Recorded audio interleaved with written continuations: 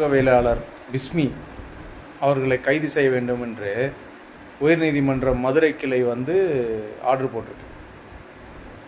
சரி, அவரை கைது செய்ய வேணும்னா நீங்கள் இப்போ ஒரு வீடியோ பாருங்களேன்.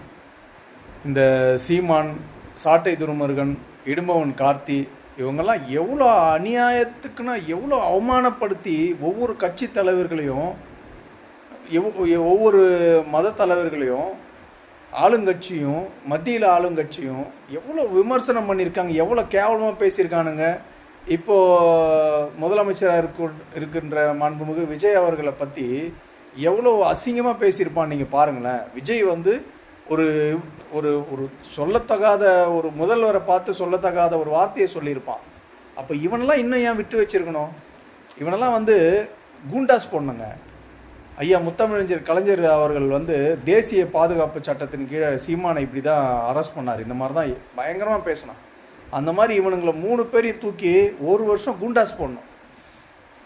ஒவ்வொரு தலைவர்களையும் திட்டி திட்டி பெட்டி வாங்குற இந்த பிச்சை எடுக்கிற பசங்க இவனுங்களை 1 வருஷம் கூண்டாஸ் போடணும். இந்த ஆடியோ கேட்டுட்டு வாங்களேன். விஜய் சாதாரண புடிங்கியா பெரிய புடிங்கியான்னு கேக்குறேன். என்ன பெரிய இது என்னங்க பேசிட்டீங்க? அவர் என்ன சேகுவர படல் கஷ்டம் யாசரா பத்து ஹோசிமின் வியட்நாம் அப்படி அவர் இவரா மாசே தூங்க மாவோவா இந்த தேசிய தலைவர் பிரபாகரன் யார் அவரு? ஒரு நடிகன், அவ்வளவுதானே, ஒரு நடிகன்.